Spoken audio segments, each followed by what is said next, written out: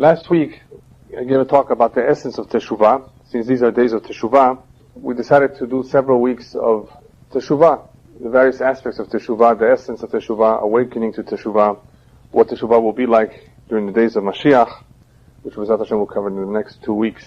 The Teshuva revolution that's happening today in Eretz Israel and all over the world. Last week, it was more of a discussion as to what Teshuva is. And I did point out that Teshuva is important. It's not something that we can ignore. It is essential. One needs to return to his roots.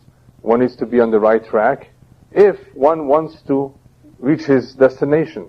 But somehow, a lot of people do not realize that they're going towards a certain destination. And it's a little funny, it's strange, because have you ever met somebody that's driving that doesn't know where he's going? Or have you ever met somebody in the bus and asked him where you're going and say, no, I don't know where I'm going? I think most people know where they're going.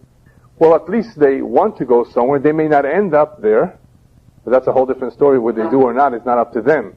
They at least get on the bus, they at least take out a map and head where they're, heads towards their destination. Whether they end up there or not depends on other factors. But life does have a destination. We all have a mission. We're all here for a purpose. But people apparently are living their lives without a sense of where they're headed, what they're here for. And it shouldn't be so, because anybody that pays close attention to life, to all that's involved in living in this world, realize that there's a lot of responsibilities. Apparently, those who understand and believe that Hashem created the world obviously understand, just common sense, that He created it for a reason. And we are part of this creation. And we all have a job. But somehow people forget about it or they ignore it. And if they choose to ignore it, as I explained last week, then they're no really different than the animals that are just existing in this world. But it can't be that the human being is just existing. We are told that the human being is Nezer HaBriah. He's the crown of creation. There's something special about him. And he has to pay more attention. The human being is smarter, and he must realize if something is wrong. We're driving, and a certain light turns on our dashboard. We immediately, hopefully, stop the car and look into the problem. That's exactly what I just did a couple days ago.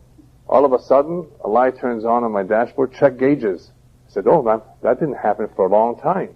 Check gauges. I look at my gauges, and sure enough, one of the gauges, the temperature of the water, was going up. It usually is in the middle. The fan is working, the water is working, the water pump is working. Usually that gauge is in the middle. All of a sudden, it was turning. I had to stop the car immediately, otherwise it was going to overheat. And now, of course, I was going somewhere, so I was a little bit upset that I had to stop the car. But, of course, we don't want to ruin the car. So I got out and checked the car, and sure enough, guess what? I was almost out of water. Out of water? Yeah. Well, how do you become out of water? There must be a leak. In the meantime, Baruch Hashem, I had prepared. I always take with myself in the car an extra. What is that? No, a container, an extra container of water. So I was able to continue on my trip. And of course, the next step would be to go to the mechanic and see what the problem really is. But it's a good thing that there was a gauge, that there was a signal, that there was something wrong. The human body also has signals that something is wrong. If a person has too much sugar, at some point he feels it, right? But should he wait till the moment he feels it? No, he should check himself from time to time. And there are ways to check your blood, your sugar level. And the same is true with Teshuva. Teshuva, we're being asked to check if we're on the right track. And all of Am Yisrael, all of humanity, but especially Am Yisrael, has a particular goal, where they're headed, what they need to accomplish. And they have to check themselves from time to time. If they're doing the right thing, if they're headed there, or there's something they need to correct. That is what Teshuva is all about. And last week we explained that in order for Teshuva to come about, certain requirements, certain conditions need to exist in the individual. And if they're there, the chances are that the thoughts of Teshuva at least will come about. He will think about it. Is he going to take action? That's a whole different story. But at least he will think about it. It will cross his mind, especially comes Rosh Hashanah and Yom Kippur. He will stop and reflect. If those conditions are there, they exist in him, then he will go about doing Teshuva.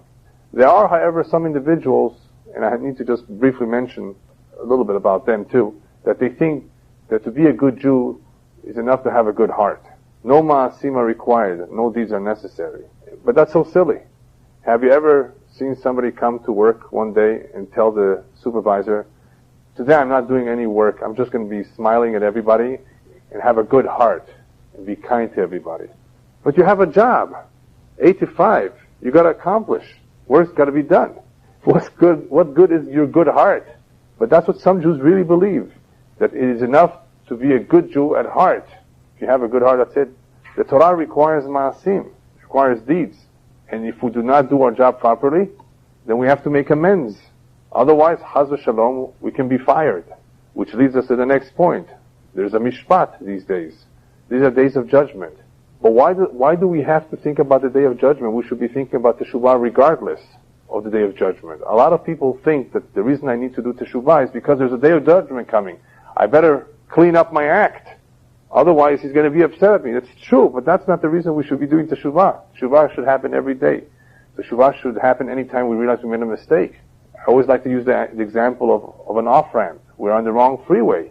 We finally figure out that we're headed in the wrong direction. We hopefully get off and we make a U-turn and we get back on the right freeway.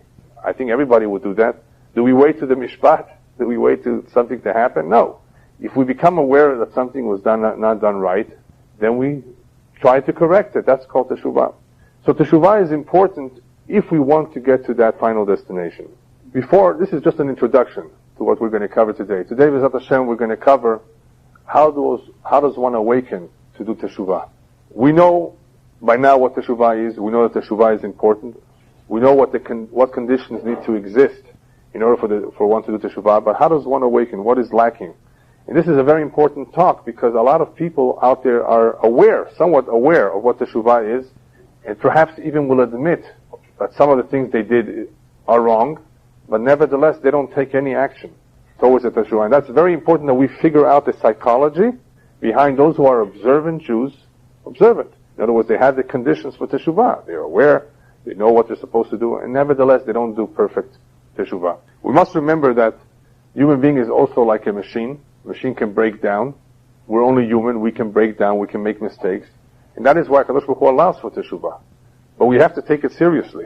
These are days that HaKadosh Baruch Hu has given us opportunities to do Teshuvah, even though it's something that we should be doing a whole year. He basically stops us. We blow the shofar, we remind ourselves.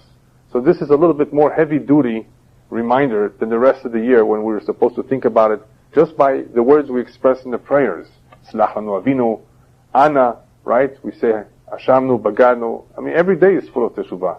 But we don't pay attention to the words we're saying, and we just overlook the fact that maybe there is something that we need to correct. The reason why we say it so many times a day is because it's very possible we did something wrong on that day.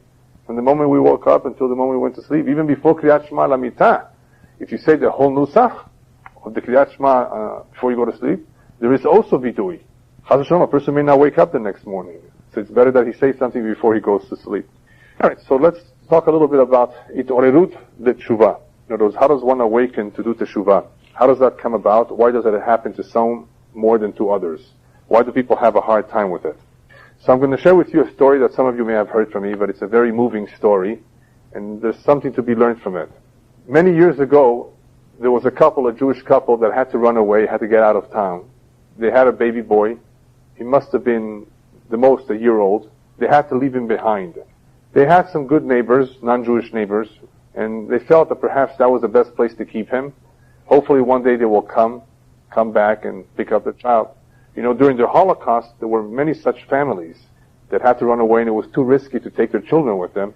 And they went to their neighbors, their Polish neighbors, hopefully thinking that these neighbors will help them out. They even brought them all the jewelry. Take all the money you want, just hold on to our child till we come back after the war is over. Many of these kids ended up in churches. These Polish families either did not want to take care of the child, or wanted to do what they thought was a big mitzvah. It was the Havdil Elef Avot, to baptize, the child. And till today, you have many, many children, today they're adults, senior citizens, who in reality are Jewish. They may or may not know about this. But anyway, this little baby grew up not knowing that he was Jewish in a non-Jewish home. This couple had no kids of their own. And they took took care of him. When the child was close to the age of bar mitzvah, he has a dream. A woman appears to him in a dream, and she tells him, I'm your real mother, you are a Jew, and your bar mitzvah is coming up. Leave the home, go to the closest Jewish community, where you will find people who will help you, you will become bar mitzvah, and you will live a Jewish life. A child, 13 years old, seeing a dream, did not pay attention to it, but the dream came back, repeated itself, until one day he decides, you know what, he better approach his parents, what he thought were his parents. And at first they said, no, you are a child, we love you very much. But he insisted that they tell him the truth. And finally, they told him, yes, we adopted you. Your parents left you behind because they had to run away. And it's true. But nevertheless, we love you very much. We'll take care of you. This is your home. And it was a very warm home. He had no reason to leave. They made him feel very good. But now, of course, he's really confused. Knowing the truth, what is he supposed to do? This is a child, 13-year-old boy. What should he do? His adopted parents are taking care of him, looking after him. But the mother came back one more time and she says, you need to leave right away. Your bar mitzvah is coming up and you're a Jew and you have certain responsibilities. He went back to his parents and he says, they're telling me to leave. And they tell him, don't leave, just stay, we'll take care of you. It was a struggle. One day, his adopted mother takes out a siddur. You know, by the way, this used to belong to your mother. It was a prayer book, a siddur. She says, keep this as a souvenir.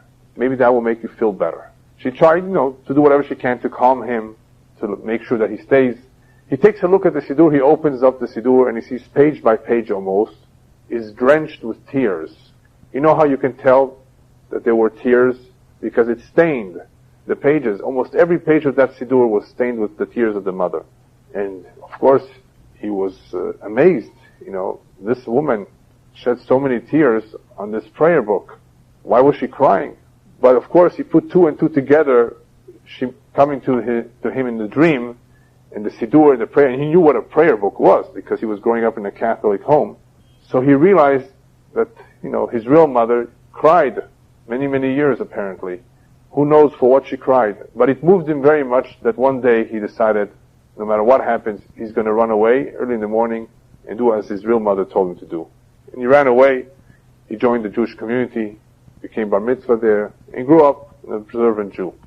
That is the basis of this story. The question is, where did he take the courage, a child, to do that? He's growing up as a non-Jew. He's 13 years old. His adopted parents, non-Jewish, are taking good care of him. Why should he leave? What pushed him on? It's been 2 years. Yeah. There's a spark in everything. There's a spark, but it takes a lot of courage. Well, the tears moved him too, but it still takes a lot of courage to just leave your warm home where you're comfortable, where you grew up thinking these are your parents, and just believe in a dream. Well, in order to understand what went on in the child's mind, we have to ask ourselves the question that I began asking. Why is it difficult for some Jews to do Teshuva? The difficulty lies many times with letting go of our bad habits. It's hard to let go of habits. Habits become second nature. One is in a way shackled, imprisoned by his Yetzer Hara. Every morning we say Neshama Shenatata Bi Tehorahi. The Neshama is pure. The Neshama has the desire and the interest to cleave to HaKadosh Baruch Hu. But unfortunately, with our bad habits, we imprison it, or we limit it. We don't allow it to fully express itself, to do as it really wishes. The Neshama Tehorahi, we say. She's pure. But she doesn't get to do what she would like to do, because somehow we don't allow it to. If we would not limit the Neshama, if we would not have bad habits, she would do what she's programmed to do. In other words, she's pure. The will of Hashem. To better understand this, I like to use the mashal that I saw once. I think the Magid of Dubna gives the mashal. There were once two neighbors, Reuven and Shimon. Shimon had a cow. And one day, he wakes up, he goes to his barn, and he sees no cow. So he looks around, maybe she left the barn. And all of a sudden, he hears a familiar voice, Moo! That was his cow, coming from the barn of Reuven, from his neighbor. So he goes over to him and says, why did you steal my cow?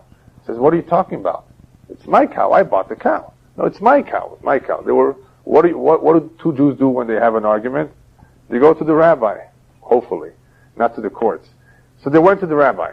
Rabbi, this is my cow. He stole my cow. And the other one says, I don't know what he's talking about. This is my cow. So the rabbi says, no problem. We'll figure this one out. Let's ask the cow who she belongs to. So they all look at him. How are you going to do that? There's no problem. Here. Bring the cow to the Beit Din. They brought the cow to the Beit Din. Now the rabbi says, let the cow go, and let's see where she's going to go. To whoever's barn she goes, that's where she belongs. And sure enough, she went to the barn of Shimon. And that's how we know. Don't imprison her, and she will go to wherever she needs to go. It's a mashal, but it's a nice mashal, describing the way the neshama works. If we would not imprison the neshama, if we would allow her to go and to do what she wants, she would do the right things. But we imprison her, we keep her controlled through our bad habits, through the ta'avot, through the desires that we have, things that usually are not always compatible with the Torah. And because of that, the neshama has no opportunity to express itself. That is the beauty of Shabbat, where the physical body is at rest. The neshama has more of a chance to express itself, to feel something else, to do other things that are more spiritual, to learn. We need to put the body to rest. When we fast, something similar happens. We're controlling our physical desires, we're not eating or drinking, and perhaps we feel a little bit more hirhuret Teshuva, more thoughts of Teshuva when we're fasting. That is the idea of the fast of Kippur, or Shiva Asar B'Tammuz, Tisha B'Av. In other words, limit the ta'avot of the body, and you may be able to sense a little bit what Hashem wants us to sense, what the neshama should sense, and that is the guilty feelings that the Beit HaMikdash is not rebuilt yet, etc., depending which fast we're talking about. So that is the idea of what happens with an individual who is having a hard time with doing Teshuvah, is because he's imprisoning or limiting his neshama. If you would just allow her to express herself, she would want to do it.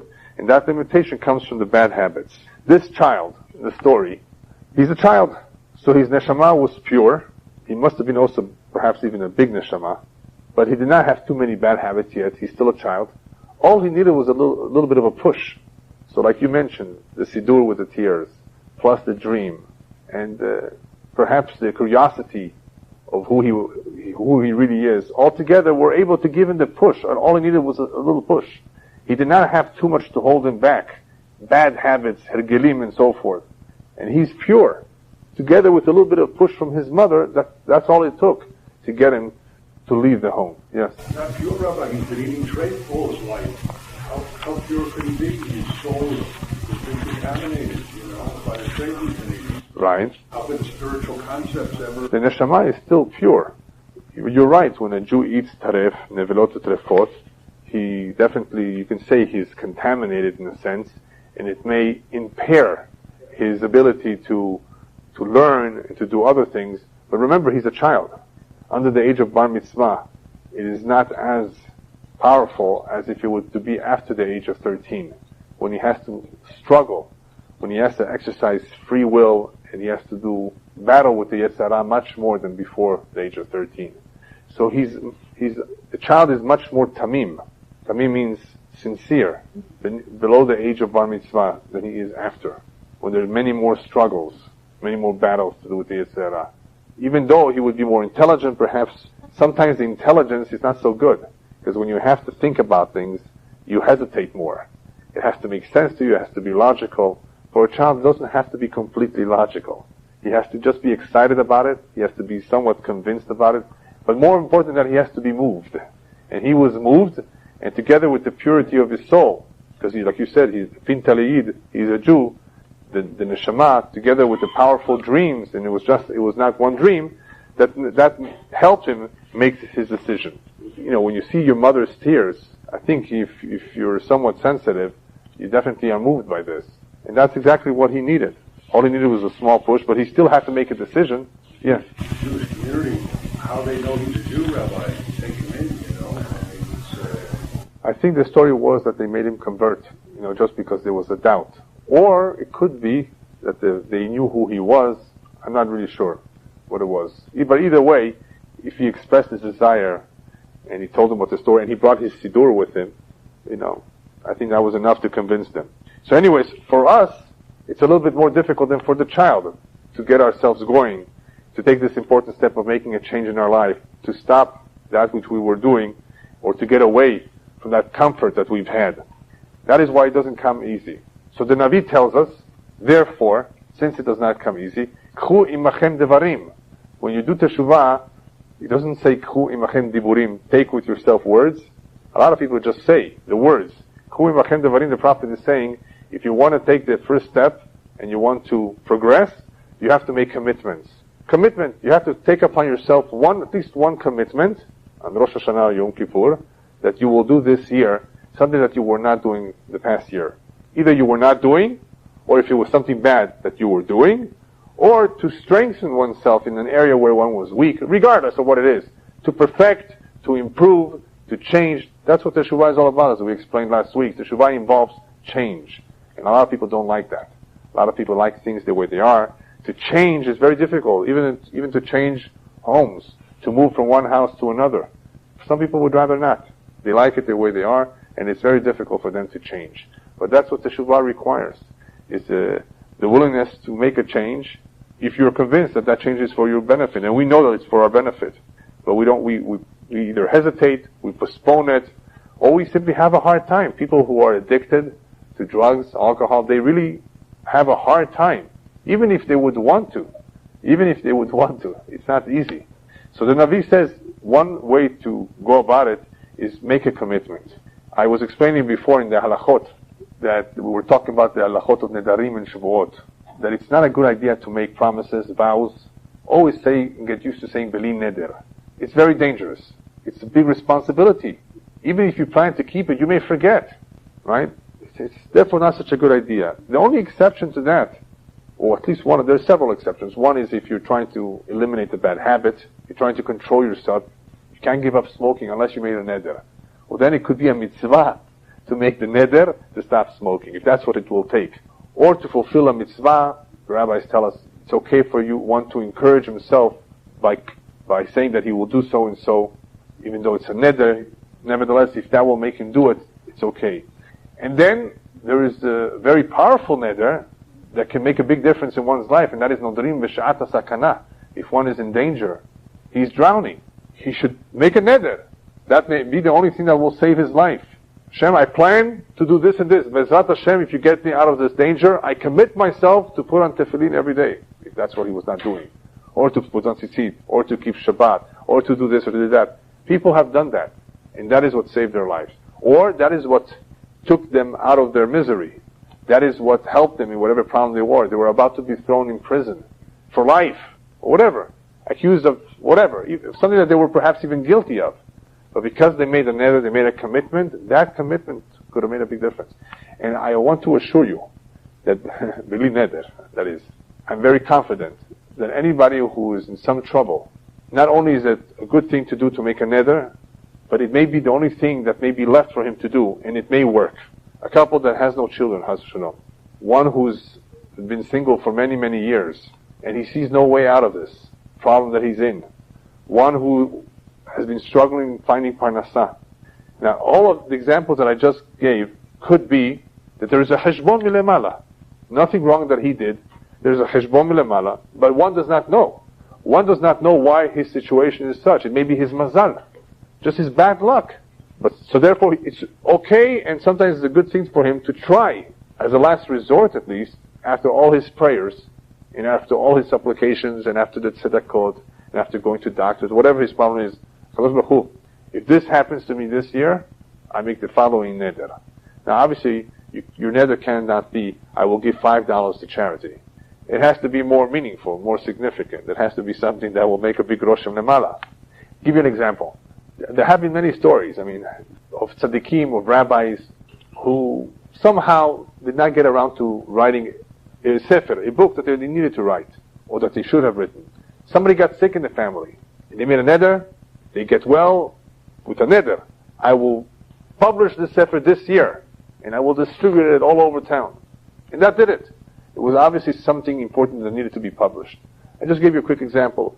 There have been many stories like this. The neder came out, the neder was expressed, and sure enough, that's what was needed. It may or may not help, but it sometimes should be tried if there's nothing else that can help. So therefore, the reason I mentioned this idea of nedarim, that even though nedarim should be discouraged, We make hatarat nedarim so much during these days because we're concerned about nedarim. But sometimes, be'et sakana letzorech mitzvah, if that is the only thing that will help us contain ourselves from these bad habits, or to do what we're supposed to do, it may help. So therefore, in contemplating teshuvah, the same is true. Chu imachem divarim, commit yourself to something. And when one goes before Hashem on the day of judgment, the defense can come and say, hey, here, this is what he committed himself to do this year, and he committed himself sincerely. That's going to be a very powerful presentation when his day in court comes. It's not enough when one comes and says, okay, I'm guilty. Fine, if you say you're guilty, then the prosecution rests its case. But there's still going to be a verdict. We want to avoid the verdict. We want seriha, mechila, kapara for our maasim. We want a second chance. That is what Teshuva is. Teshuva is, Hashem says, I give you a second chance. I give you a new lease of life. You can begin a new chapter in your life, a new year. What's kapara? I clean. It's more powerful than seriha and mechila. Seriha and mechila involve Hashem postponing, delaying punishment, overlooking it for now. Otherwise, they cause partitions between us and Hashem. We want to be close to Him. We want Him to listen to our prayers. We want to be on His good side. That requires kapara. Whether one did not put on tefillin one day during the year when he should have, he needs a kapara for that. Yom Kippurim will help, as long as he's serious. Or he did something worse. It requires kapara, it requires tikkunim, it requires tzedakah, pidyon, who knows, depending on what he did. But Baruch Hashem, that we have such a special relationship with HaKadosh Baruch Hu that He allows for it. We just don't take advantage of it. And it's again, because of our habits, because of either bad habits or simply because we're in the mood of delaying and postponing and pushing things off, as many people do. Oh, I'll take care of this some other time. Right now I'm busy making money. Whatever. People don't think straight about what the priorities should be. And this should be a very important priority. We want to be on His good side. And therefore we do whatever it takes that He should be pleased with us.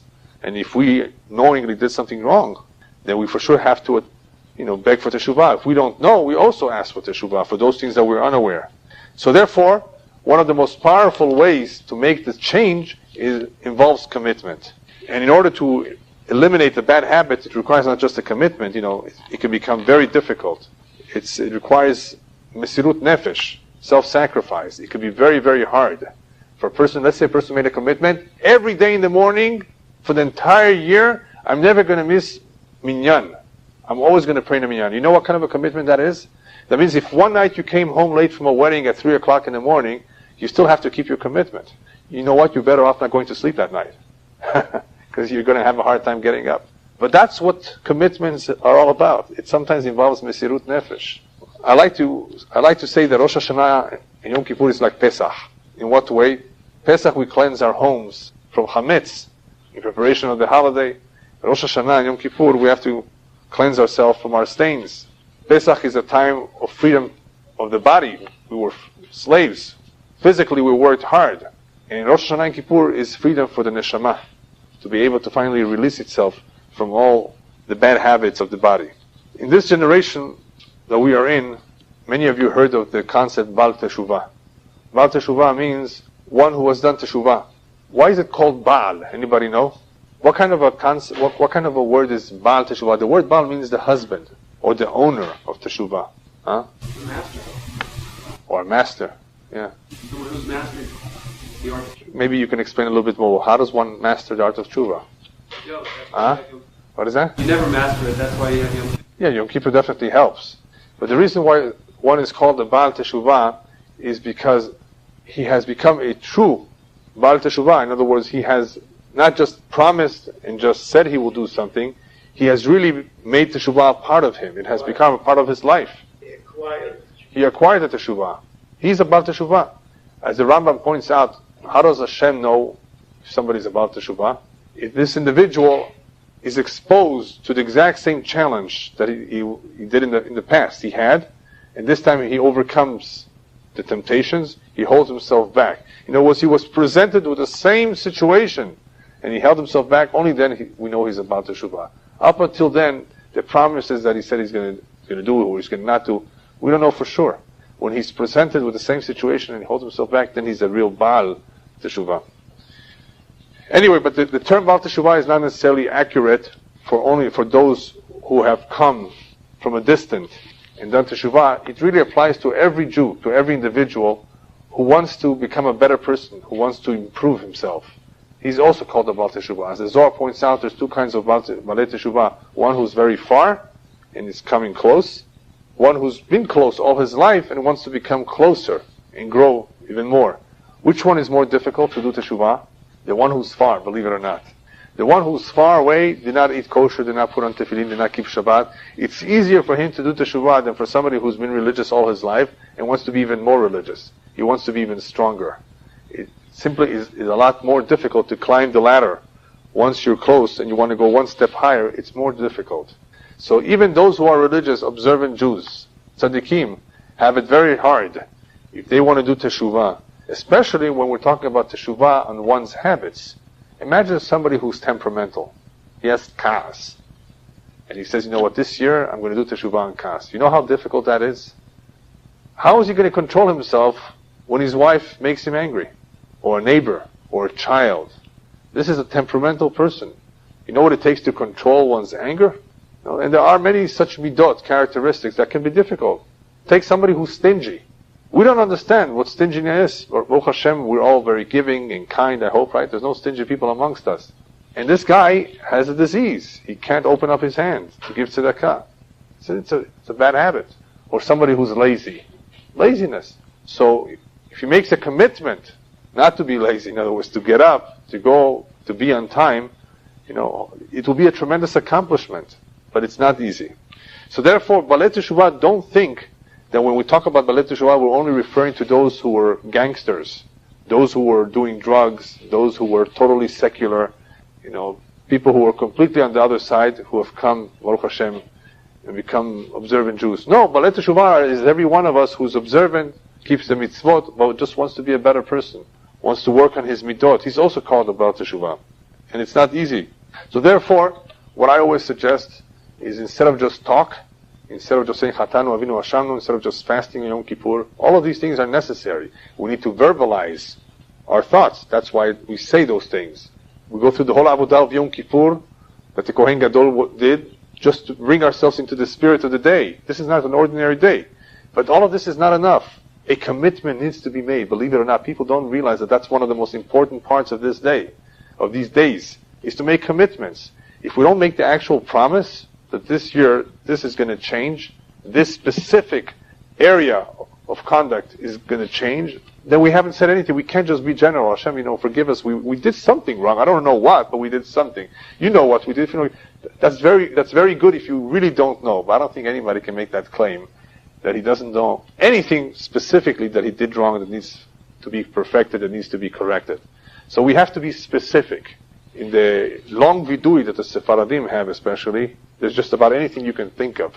It's an alphabet of whatever that was done wrong. From eating something without checking if it had a supervision, it's okay. Probably it's okay. After all, I don't see any pork in it. People are very lax and lenient when it comes to ashgacha. It's okay, It has a K, yeah, but the K may not be enough, So, from the smallest things that we take for granted to the more serious avonot, one has to think a little bit about it, review his year, and make a decision. Why only one commitment? Because the Rabbi tells, tafasta merubeh lo tafasta. If you're going to take too many things upon yourself, you won't do anything. And that is, by the way, the advice of the Yetzer Hara. None other than the Yetzer Hara telling you got to become a big Baal Teshuvah. You got to wake up every morning. You got to go to Selichot. You got to give charity. Not charity, I'm sorry, you got to give Maaser this year. This year you're going to be giving Maaser, 10% of your earnings, right? You're not going to get angry at your spouse. You're going to be Kovea Itim LaTorah in the morning and at night. If one makes all these commitments, I guarantee you it's going to be a failure. It's very difficult for one to take upon himself so many things and succeed. Alevai, we should succeed in one thing. Important area, whether it's a midah or a mitzvah, and we should, so the following Rosh Hashanah and Yom Kippur, we will be able to take credit and come to the Bet Mishpat, to the Day of Judgment, with something in our luggage. I remember that from time to time, when I go on long trips by myself, of course I think of my kids, I think of my wife, what should I bring them? And sometimes I don't find anything in the street, in the stores that I like, and these days the kids have everything. And my wife, Baruch Hashem, also, she has what she needs, and what she doesn't have, she buys herself. But nevertheless, you like to please your wife. You should want to please your wife, and you want to surprise your kids. You want to. So whenever I don't find anything, I make sure I spend some time at the duty-free. And I pick up whatever I can at the duty-free shop. That's like my last chance to pick up something and not come empty-handed. And that is exactly what we should be thinking about during these days. What can we bring Hashem? What can we show for ourselves so that we not come empty-handed? And there is a story with Moshe Leib Nisasov, who also used to be away from home for a long time, for many months, occupied in mitzvot, and helping Jews. And whenever he would come home, his kids would run out. Imagine not seeing your dad for many months. Abba ma abeta lanu? What did you bring us? They were expecting, something. And as soon as he heard that, he began to cry. That is exactly what Hashem is going to ask us. After we leave this world, what did you bring me? What can you show? And that question is really asked every year on Rosh Hashanah. What did you bring us? What do you have to show? So, anybody want to make a commitment? Whenever I ask people to make a commitment, the way I do it is I tell people, we're going to make an appeal this year. It's not going to be an appeal for money. It's going to be an appeal for mitzvot. Jews should commit themselves to do mitzvot. And today more than ever. And the reason why today more than ever, because in the Shamayim, they're looking for more and more mitzvot, more commitments, because very soon, Mashiach is going to come. And before Mashiach comes, the Torah promises, and we were reading that in these week's Parshiyot, that Am Yisrael will do Teshuva. The question is, how will that Teshuva come about? Will it come about the hard way or the easy way? Because the rabbis tell us in the Gemara that if Am Yisrael does not do Teshuva, HaKadosh Baruch Hu promised that they will do Teshuva, but they're not doing Teshuva, He will bring about a king, He will have an individual who's a fanatic rise to power, and threaten the Jewish people with decrees like the decrees of Haman al-Rasha. And that's interesting, because that's exactly what we're seeing today with an individual who's a fanatic, who openly expresses his hatred towards Israel, and who's threatening the Chas v'Shalom, go after the Jews, go after Israel. B'ezrat Hashem, of course, he won't succeed. The Jewish people are around for many, many years, and we've weathered all the challenges. But nevertheless, we take threats seriously, because we know these threats are not just fabrications, they are real, and they are me'ashamayim. Hashem uses the enemy as a whip to go after us, whether it's Hezbollah, whether it's the Palestinians. We've had all of these and more throughout the history of the Jewish people, under all sorts of names, in every country that you can imagine. And they did not give us too much peace of mind. The Jew was too comfortable in Spain, they were thrown out. In Germany, wherever they were reminded that they were Jewish. They were reminded that they need to do Teshuvah. They were reminded that they have to express their desire of returning to Tzion. As we say in the Siddur, that is what they're expecting of us. That is why we mourn in Tisha B'Av. That is what we do throughout the year. In celebrating the holidays is to reminisce the relationship that we have with Hashem, the miracles that He performed for us. So we should feel a connection with Hashem, a connection that we sometimes forget or we lose because of the emphasis on materialism, amongst other things. And that is how I finished last week by explaining that this generation is less sensitive. It has less of an ability to self-sacrifice and to make those necessary changes, not because we're not aware so much. That's also true, that we don't stop to think because we're so busy and our lives are so full of shtuyot. Much more, we know here we have more time because everything is being done for us. It's an easier life, but we have less time. So that's also true, that we don't stop to focus on what we need to do. But also because it has become a very materialistic society. And because of the materialism, we have become less sensitive. We think more of our bodies, how to satisfy our bodies, to go on vacation, to enjoy life, to just buy ourselves everything that our heart desires, and if you can't afford it, just charge it to your credit card. It's become a life of emphasis on gashmiut, on materialism. And because of that, to make a change, especially that which involves our spiritual lives, self-sacrifice, to limit our pleasures, to go to minyan, to wake up, to learn Torah, that's too hard. Our forefathers, our parents, and our grandparents had a much more difficult life, very difficult life. Nevertheless, they were willing to sacrifice everything because they understood very clearly what all of these meant. They were able to cry on Yom Kippur and on Tisha B'Av. You don't hear that much crying these days. Unfortunately, sometimes what it takes is a katyusha to bring somebody to tears, to bring fear into somebody's life. And it's very, very scary when you have to be in a bomb shelter. But Hashem says, what can I do? There's nothing else that scares you. You're not afraid. The day of judgment is coming and you just make believe that everything is the same. And it shouldn't be like that. And I'm saying this to myself too, because I'm part of this generation. We cannot even fathom what it was 100 years ago. I'm not talking about 500 years ago, even 100 years ago, or even 50 years ago, what it was like in Europe during these days. And it was not just a show. They actually had a burning desire in their heart, a longing to Yerushalayim, a longing to Mashiach. Their prayers were with much more kavanah. Today people rush through the prayers. They don't focus on what needs to be what needs to be said. That is the importance of these days. The importance of these days that Hashem gave us is, hey, take time. I've given you this opportunity to reflect on what needs to be perfected.